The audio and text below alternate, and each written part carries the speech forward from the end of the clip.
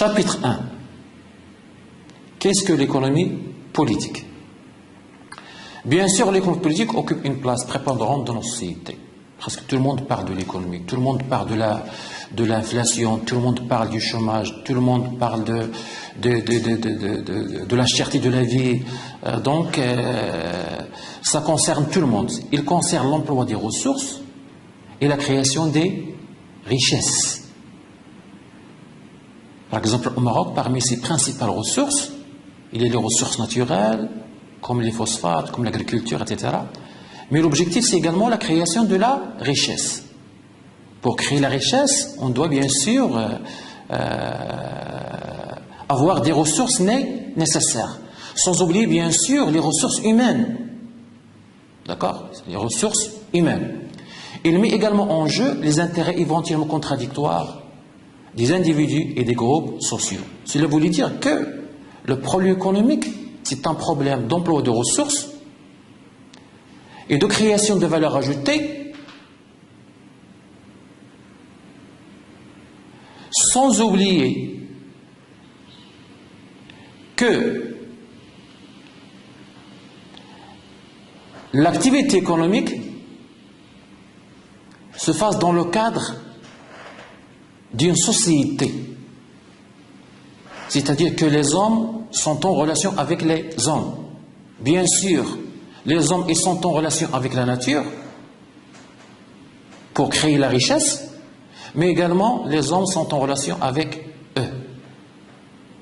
La plupart des besoins qu'éprouvent les êtres humains pour se nourrir, donc le besoin de se nourrir, se vêtir, se loger, se distraire ou se cultiver, ne peuvent être satisfaits spontanément. Il n'y a pas de spontanéité. La nature n'est pas généreuse à 100%. Non. Par les seuls bienfaits de la nature. L'acte économique, ça veut dire l'intervention de l'homme, provient donc du fait que la nature ne fournit pas gratuitement et en quantité illimitée ce que les hommes ont besoin. C'est pour cette raison, nous allons voir ça par la suite, qu'il y a une différence entre ce qu'on appelle les besoins économiques et les besoins non économiques. Comme le besoin de l'oxygène, c'est un besoin qui est gratuit. On n'a pas besoin de travailler pour respirer de l'air. Mais en économie, l'économie c'est le monde, c'est-à-dire l'économie, il traite la rareté. Donc, la nature ne fournit pas gratuitement les ressources et en quantité limitée. Et en même temps, les besoins de l'homme, ils sont illimités, surtout les besoins économiques. Ces derniers doivent travailler et s'organiser de façon à satisfaire leurs besoins en utilisant les ressources dont ils disposent. Mais les hommes vivent en société et ils ne sauraient vivre autrement. Des rapports se forment. C'est pour ça que j'ai dit tout à l'heure qu'il y a des relations entre l'homme et l'homme. Donc lorsqu'on crée une entreprise, lorsqu'un capitaliste crée une entreprise, il achète la matière première, donc il achète les ressources naturelles, mais également il a besoin de la collaboration de l'homme, sous forme de directeur, sous forme d'ingénieur, sous forme d'ouvrier, c'est-à-dire qu'il a besoin de l'homme. C'est pour ça que les hommes, ils vivent en société, ils produisent dans un cadre social et sociétal. Donc des rapports se forment entre eux, entre les hommes, et voilà l'objet d'un nouveau groupe de sciences qui s'appelle les sciences sociales. Et bien sûr, nous allons voir ça par la suite. C'est pour cette raison que l'économie, normalement, ce n'est pas une science exacte, mais c'est une science, c'est vrai. Pourquoi c'est une science? Parce qu'il utilise des méthodes et il a un objet d'étude. Mais ce n'est pas une science exacte. C'est une science sociale ou une science humaine. Disons donc que l'économie politique a pour objet, parmi les rapports des hommes vivant en société, ceux-là seulement qui tendent à la satisfaction de leurs besoins matériels, à tout ce qui concerne le bien-être. Donc, dans une première section, nous allons répondre brièvement à la question l'origine du mot économie. Donc, dans une première paragraphe, nous allons voir que l'origine, ça appartient bien sûr à la Grèce antique. Surtout, à l'époque, on a développé ce qu'on appelle la conception familiale de l'économie. Les premières réflexions sur l'économie remontent à la Grèce antique, entre les 5e et 4e siècles avant Jésus-Christ. Surtout, c'est des philosophes célèbres comme Xénophone, Platon et surtout Aristote. Platon, il est célèbre par son œuvre bien sûr, la cité, la République, c'est là où il a traité la question de la cité parfaite. Aristote est célèbre par l'œuvre qu'il a faite bien sûr, qui s'intitule l'Économique. Ce sont eux qui ont développé ou qui ont inventé le premier terme d'économie, iokos nomos. Donc dans l'Antiquité grecque, la primauté des valeurs religieuses ou philosophiques empêche toute réflexion autonome sur ce que les Grecs appellent eukonomia. De iokos, la maison, et nomos, l'administration, c'est-à-dire l'administration de la maison. Donc, dans l'Antiquité grecque, l'économie signifiait quoi? Donc, il y avait donc une conception familière de l'économie. L'économie désignait l'administration de la maison, l'administration domestique. Globalement, les philosophes grecs adoptent une démarche normative. Donc, c'est une conception, nous sommes face à une conception familiale très limitée, et nous sommes face à une démarche normative et non pas positive. Donc, les philosophes grecs adoptent une démarche normative qui ne se réfère par conséquent à aucun projet scientifique. Pourquoi? Parce qu'ils ont préféré poser des valeurs comme principe. Par exemple, l'objectif c'est quoi? L'objectif de Platon d'Aristote c'était quoi? D'arriver à créer une cité parfaite, une cité juste. Donc il n'y a pas de projet scientifique, d'accord? Donc ce sont des valeurs. Ils prescrivent des règles ou de simples recommandations ou interdictions pour que ces valeurs soient respectées. Au Moyen-Âge, c'est-à-dire à partir du 5e siècle jusqu'au 15e siècle, après Jésus, l'économie demeure toujours subordonnée à la morale. Donc on ne parlait pas encore d'une économie autonome. C'est toujours une économie dépendante, une économie subordonnée à la morale, une économie subordonnée à la philosophie. Donc, au Moyen-Âge, je répète, l'économie demeure subordonnée à la morale chrétienne, voire bien sûr à ce sujet, l'ouvrage du plus célèbre penseur du Moyen-Âge, saint Thomas d'Aquin, dans son œuvre qui s'intitule la Somme théologique. C'est-à-dire, d'après saint Thomas d'Aquin, c'est à travers la morale et la religion, donc pas de science, que l'on va aborder certaines questions économiques. Par exemple, juste salaire, juste prix. À cette époque, l'Église condamne la richesse matérielle, l'accumulation d'argent. L'économie n'existe donc pas vraiment en tant que discipline autonome. Ça, c'est pour l'origine du mot économie. Paragraphe 2. On passe à la deuxième grande étape et la dernière, qui est la plus importante. La naissance de l'économie et la naissance de la science économique et surtout la naissance du mot et du terme économie politique. Le terme d'économie politique apparaît pour la première fois chez les mercantilistes. Donc, entre parenthèses, les mercantilistes, nous allons voir ça par la suite. C'est un courant de pensée économique qui s'est développé en Europe entre 16e, 17e et 18e siècle. Donc, chez les économistes, pour distinguer l'économie au sens grec d'économie domestique, donc on passe d'une conception familiale de l'économie au niveau national, outil de gestion du prince, c'est-à-dire de l'État. À l'époque, on parlait de prince, 16e, 17e siècle. Donc, au terme d'économie politique correspond un niveau d'études. C'est le niveau national et non pas le niveau domestique, non pas le niveau familial. Donc on passe de la conception familiale à la conception de l'État-nation pour étudier le problème économique. Le premier usage du terme d'économie politique est ainsi attribué à l'un des plus grands économistes français de l'école des mercantilistes. Il s'appelle Antoine de Montchrétien, dans son ouvrage Traité de l'économie politique en 1615. Donc 1615, c'est l'année de la naissance de la notion d'économie politique. Avec les physiocrates, donc quand je dis les physiocrates, ça veut dire le XVIIIe siècle. Donc on ne va pas précipiter les choses, on ne va pas parler dès maintenant des physiocrates, donc nous allons voir ça dans le chapitre 2, mais pour le moment, quand on parle des physiocrates, ça veut dire au milieu du XVIIIe siècle. Donc avec les physiocrates, donc après bien sûr les mercantilistes, le terme garde son sens de gestion publique, c'est-à-dire au niveau de l'État-nation. Mais ils sont régis d'une référence à une science de l'organisation économique de la production et de la redistribution.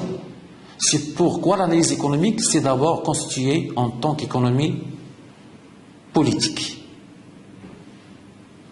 L'apparition de l'œuvre de Adam Smith. Donc quand je dis Adam Smith, cela voulait dire fin 18e siècle.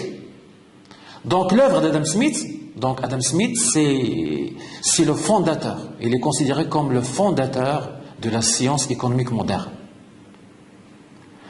Il a publié en 1776 sa principale œuvre qui a donné naissance à la science économique. Cette œuvre s'intitule « Recherche sur la nature et les causes de la richesse des nations ». Donc l'apparition d'une telle œuvre marque une ère nouvelle, une ère décisive dans l'histoire de l'économie politique. Il a valu à son auteur le titre de père fondateur de l'économie politique. Entre parenthèses, j'ouvre une parenthèse, sans oublier que pour nous les Arabes, le monde arabo-musulman, il a connu également un grand penseur en économie. Il s'agit de Ibn Khaldun. Donc normalement pour nous les Arabes, bien sûr, Ibn Khaldun représente un grand penseur de la science économique et de l'économie politique. Il suffit de voir, bien sûr, de consulter sa principale œuvre qui s'intitule, bien sûr, le Muqaddimah de Ibn Khaldun. Je reviens donc au monde occidental et je reviens bien sûr à Adam Smith. Donc chez Adam Smith et dans l'ouvrage de John Stuart Mill en 1848, Principe d'économie politique. Donc pour ces deux grands auteurs, également de l'école classique, Adam Smith, il est le fondateur, John Stuart Mill, il est l'un des derniers de l'école classique. Donc pour ces deux auteurs, l'économie politique désigne la science économique en général, avec l'idée implicite que la politique influence les variables économiques. Ça veut dire que pour ces auteurs-là, il y a une relation entre le politique et l'économique. Ce n'est que progressivement, au milieu du XIXe siècle, que le terme d'économie politique est remplacé par le terme plus simple d'économie. C'est l'ère des néoclassiques, de l'école néoclassique. Donc quand je dis néoclassique, cela voulait dire les 30 dernières années du XIXe siècle et début XXe siècle. Donc la naissance de la science économique néoclassique, qui s'est distinguée de l'économie politique, terme conservé par le courant marxiste. Ainsi, la science économique néoclassique explore les fondements de l'optimisation du programme du consommateur et du producteur et écarte pour un temps l'étude des politiques économiques. Tout simplement parce que le néoclassique ne croit pas à l'intervention de l'État. Tout ce qui a intéressé les néoclassiques, c'était bien sûr la détermination de l'équilibre du consommateur et de l'équilibre de ce qu'on appelle du producteur. C'est ce qu'on appelle en économie l'optimisation. La recherche de l'optimum, aussi bien pour le consommateur qui a un budget et qui a des besoins, et le producteur également qui a un budget d'investissement et qui devrait faire des choix entre plusieurs techniques de production. Donc le but c'est toujours l'équilibre. Globalement, quatre principales idées ou quatre principes fondamentaux caractérisent la science économique néoclassique. Donc je répète, vers la fin ou à partir de la fin du 19e siècle. Donc pour l'économie néoclassique, l'économie est une science universelle. Pour l'économie classique, l'économie est une science indépendante de la politique, contrairement au classique, et contrairement aux philosophes grecs, l'économie dépendait de la philosophie. Donc pour le néoclassique, elle est indépendante. C'est une science autonome. Pour la science économique néoclassique, il n'y a qu'un seul principe, lequel l'homme cherche toujours à se procurer le maximum de satisfaction avec le minimum de peine. C'est ce qu'on appelle en économie, c'est ce qu'on appelle en microéconomie l'équilibre du consommateur et l'équilibre du producteur et l'équilibre du marché. Et enfin, pour la science économique néoclassique, il n'y a qu'un seul homme. Un seul homme qui n'est pas réel, qui n'a rien à voir avec la réalité. Ce seul homme s'appelle l'homo economicos. Il est l'unique source de construction des sociétés. Donc c'est le modèle. C'est un homme universel. Donc l'economikos, il se trouve au Maroc, aux États-Unis, au Japon, partout. Parce qu'il ne reflète pas la réalité, il reflète la théorie. Elle est la base de la théorie néoclassique.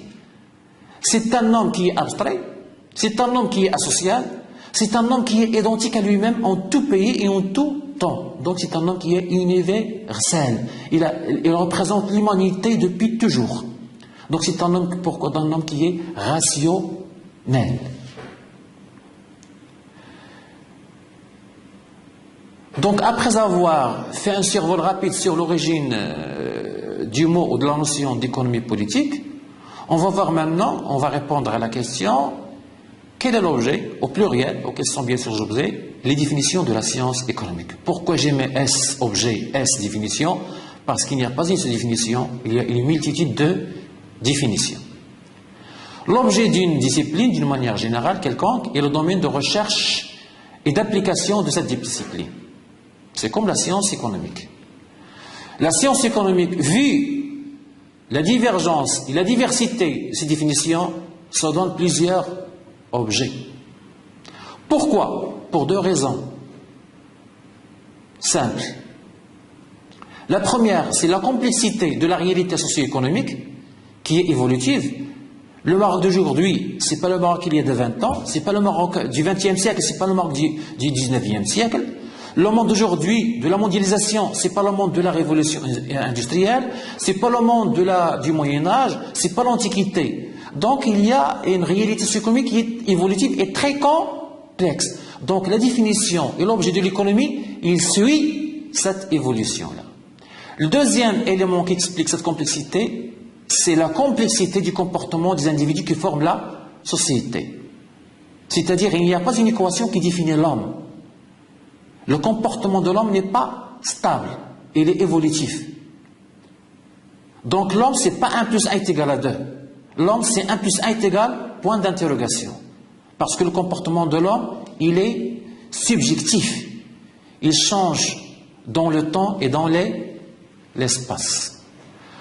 En réalité, il n'y a pas une seule définition de l'économie, mais plusieurs renvoyant à des réalités différentes.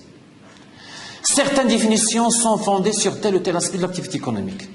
Par exemple, la production, la consommation, la distribution, l'échange, etc. L'économie politique est alors présentée comme la science des richesses. Donc pour les uns, l'économie a pour objet l'étude des richesses. Ou l'économie est la science des échanges. Ou l'économie politique est la science des prix, la science des choix, ou la science qui étudie les rapports sociaux, etc. Donc il y a une infinité, une multitude de définitions. Mais d'abord, on considère que l'économie est une science comme une science sociale. Donc l'économie comme une science sociale, cela voulait dire une chose, c'est que l'économie n'est pas une science exacte. Ou cela voulait dire au moins deux choses. L'économie, c'est une science, mais pas une science exacte. Donc l'économie politique est la science des lois qui régissent les relations économiques, c'est-à-dire les relations sociales qui ont lieu entre les membres de la société par l'intermédiaire des biens matériels et des services nécessaires à la vie en collectivité. Il est une science sociale pour plusieurs raisons. La science économique est une discipline à l'intérieur de laquelle il y a lutte entre les théories divergentes et contradictoires. Par exemple, nous avons le problème du chômage. Le même problème, mais les économistes proposent plusieurs solutions. Donc, il y a des solutions qui voient, il y a des économistes qui voient la solution dans l'intervention de l'État, d'autres qui voient la solution dans la non-intervention de l'État, un troisième groupe qui voit la solution dans l'encouragement des investissements étrangers, etc. Donc, pour la même question, nous avons des solutions et des propositions qui sont toutes justes, mais divergentes et contradictoires. Deuxième raison, l'impossibilité de tester les hypothèses de manière objective et unanimement acceptée, car il existe toujours des accords. À ce niveau-là, bien sûr, c'est pour ça, au début de l'introduction, j'ai parlé de l'économie positive, de l'économie normative. D'accord? Il n'y a pas toujours les mêmes points de vue. On ne voit pas toujours les problèmes de la même façon. Donc il y a toujours des oppositions, toujours des désaccords. La troisième raison, c'est que l'économie politique est une science humaine qui étudie quoi? Il étudie l'action et le comportement de l'homme, soit entre les êtres humains, soit entre l'homme et la nature. Par exemple, le comportement de l'homme, il change en fonction du revenu. Donc quand le revenu augmente, le comportement de l'homme change. Quand les prix augmentent, le comportement de l'homme change. Quand on est, par exemple, en vacances, le comportement change. Donc le comportement de l'homme, c'est une équation c'est-à-dire difficile à résoudre. L'économie comme une science de la richesse. C'est en quelques définitions qui se basent sur la notion de richesse. Donc, bien sûr, parmi les premiers économistes qui ont défini l'économie en tant que conscience de la richesse, donc il y a Adam Smith. Déjà à travers le titre de son principal ouvrage, on constate que l'objet principal de l'économie pour Adam Smith, le père fondateur de l'économie, de la science économique, donc l'objet principal reste bien sûr là, l'étude de la richesse. Donc regardez le titre, recherche sur la nature et les causes de la richesse des nations. Et je cite Smith, l'économie politique se propose d'enrichir à la fois le peuple et le souverain. Donc pour Adam Smith, l'économie se définit comme une science de la richesse. Mais il n'est pas le premier.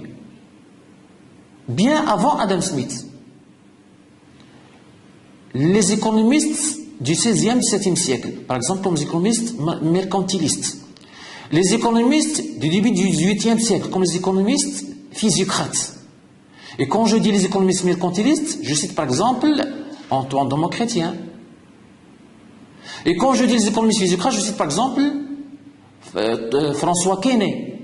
Donc, pour ces deux écoles-là, l'économie, il a pour objet, d'accord, d'étudier la richesse.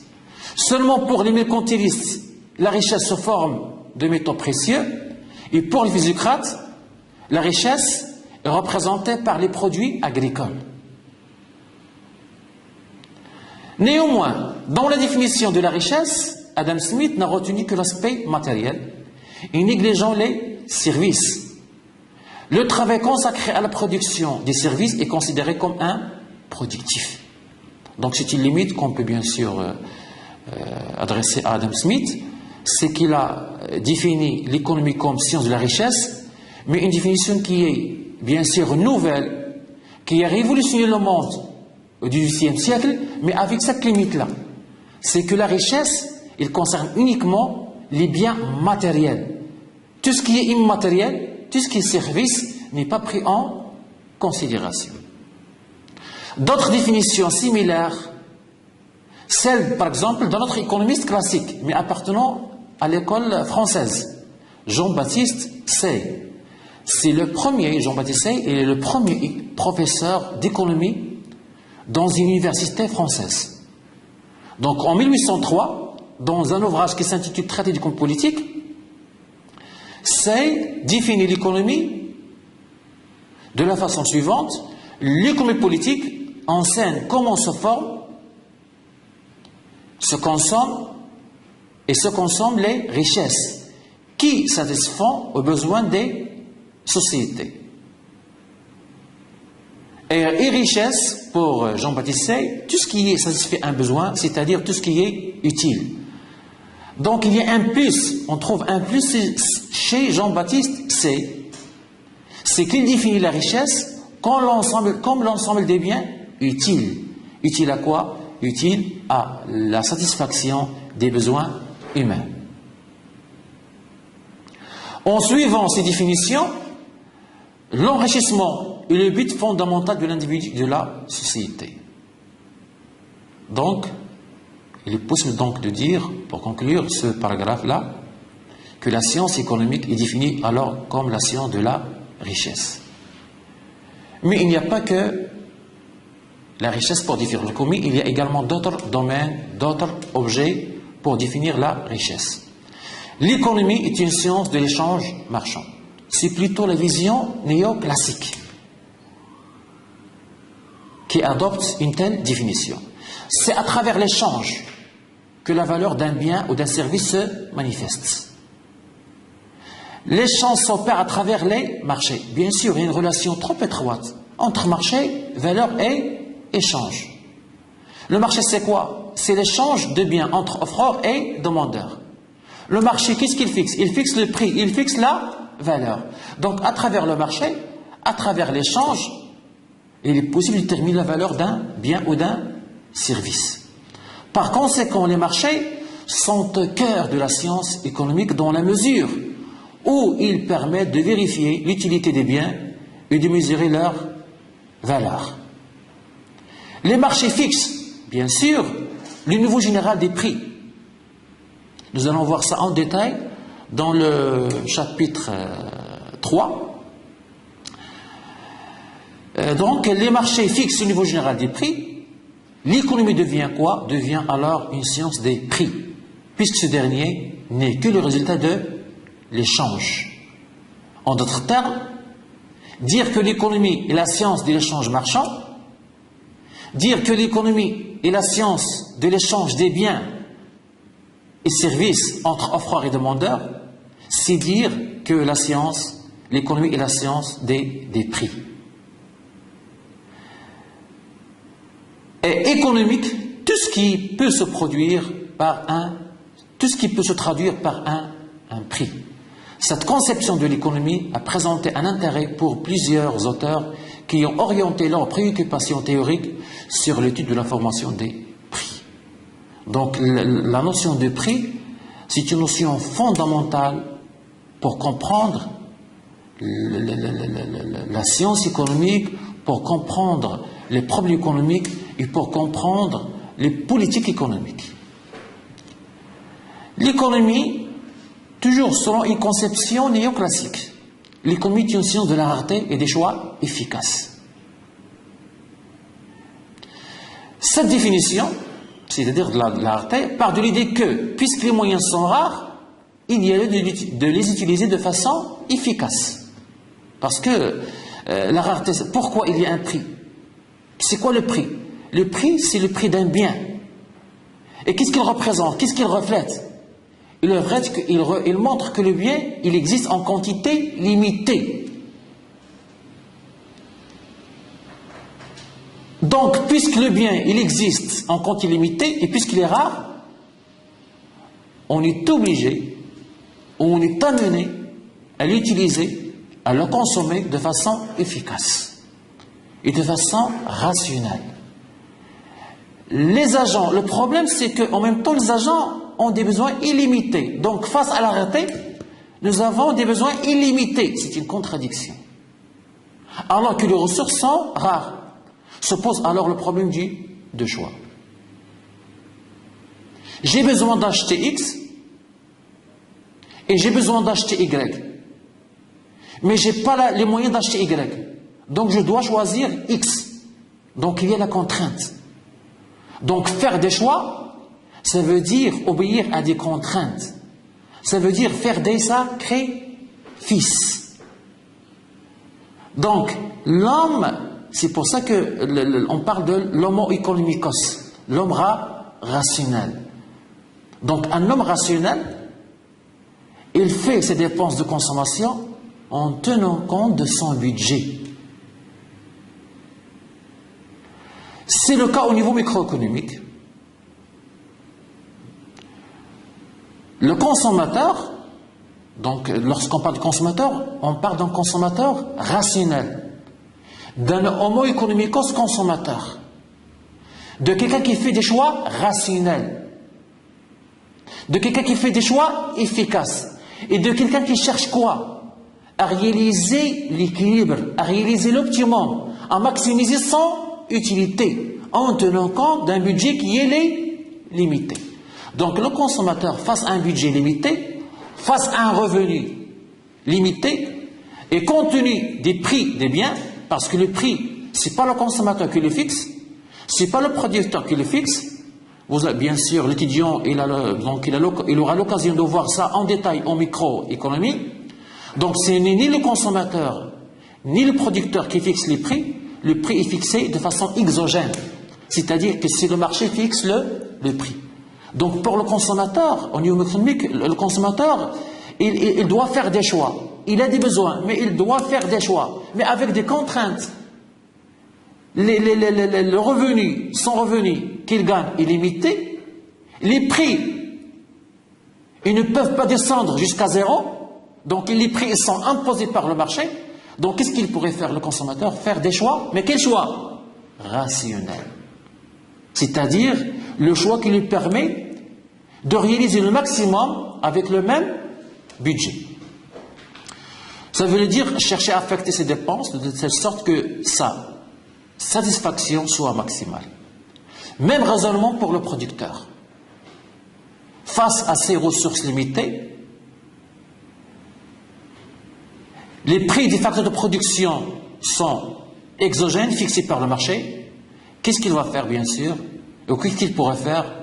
Donc, tout ce qu'il pourrait faire, c'est choisir la technique qui rendra sa production maximale.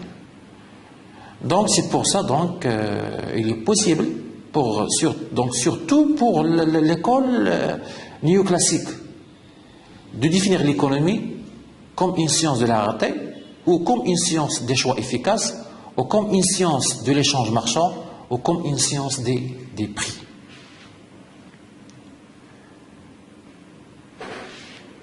Cinquième paragraphe, l'économie, science des rapports sociaux. On change de direction complètement, surtout avec l'école marxiste, avec les socialistes. Pour Marx, bien sûr, l'économie ne traite pas de choses, mais elle traite des rapports entre personnes et en dernière instance entre les classes sociales. Jusqu'à maintenant, donc avec Adam Smith, avec les classiques, avec Jean-Baptiste Say, avec les mercantilistes, avec les physiocrates, avec les classiques, c'est-à-dire tous ces économistes-là, ils ont mis l'accent sur la matière, sur l'économie comme une science qui a un objectif, objet matériel, l'étude de la matière. Par contre, pour Marx, non. Le plus important pour définir l'économie, c'est pas la production, c'est pas la consommation, c'est pas l'échange, c'est pas la richesse, c'est pas le prix, c'est plutôt les relations qui se nouent entre les classes sociales. Comment sont ces relations-là? Donc, bien sûr, pour Marx, ce sont des relations d'exploitation. Les capitalistes exploitent les ouvriers. C'est pour ça que Lénine écrivait l'objet de l'économie politique au XXe siècle. Ce n'est nullement la production. Donc quand je dis la production, ça veut dire quoi? Ça veut dire, c'est pas la richesse, ce n'est pas l'échange, ce n'est pas la consommation, ce ne sont pas les biens, mais les rapports sociaux existants entre les individus dans la production qui définissent l'économie politique.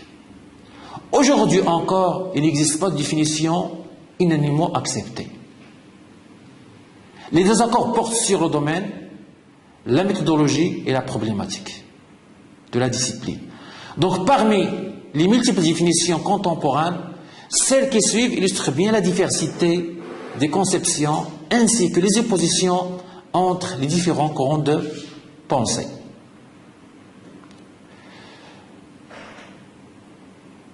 Donc nous avons par exemple les définitions proposées par Samuelson, et je cite bien sûr: l'économie est l'étude de la façon dont l'homme et la société choisissent, avec aussi recours à la monnaie, d'employer des ressources productives, rares qui sont susceptibles d'emplois alternatifs pour produire divers biens et les distribuer en vue de la consommation présente au futur des différents individus et groupes qui constituent la société. Donc c'est une définition proposée par Samuelson dans son ouvrage publié en 1973, L'économique. Donc c'est une définition moderne plus complète. Et qu'est-ce qu'on constate? Il tient compte de plusieurs concepts, de plusieurs éléments.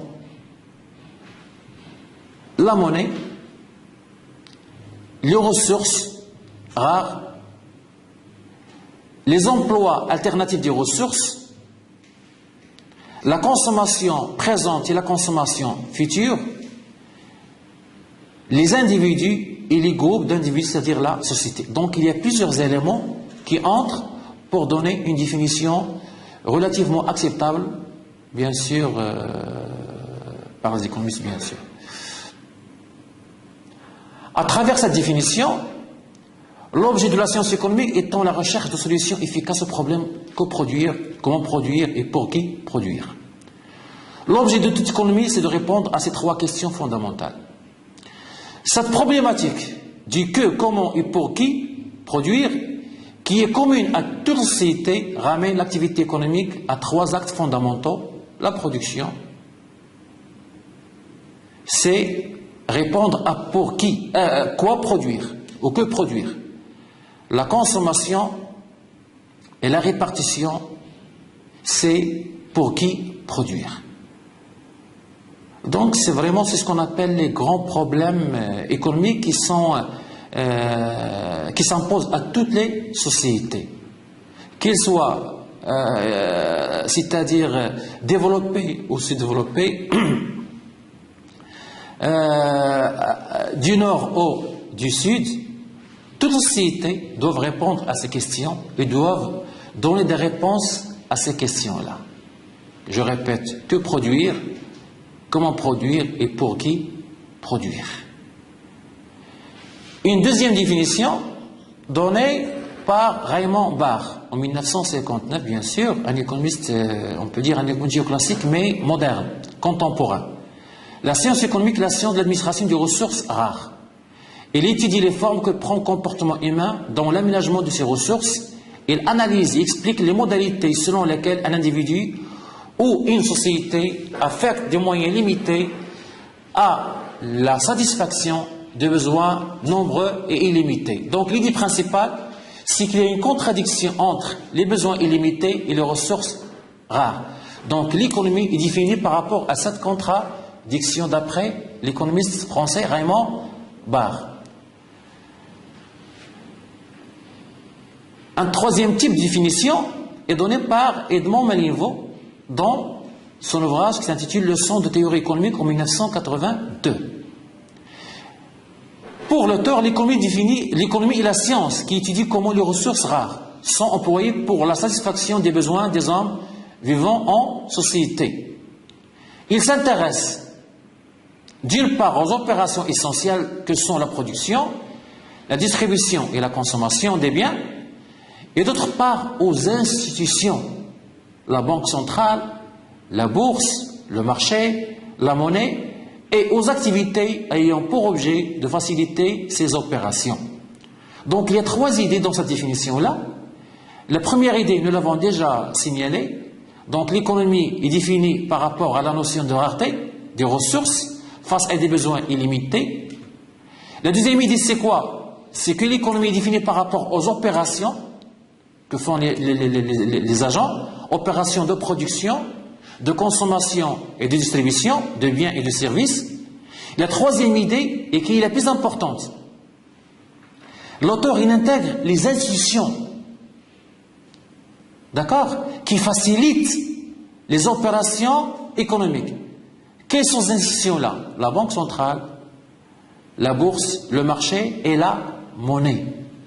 Donc il insiste sur ces éléments-là pour donner une définition moderne à l'économie.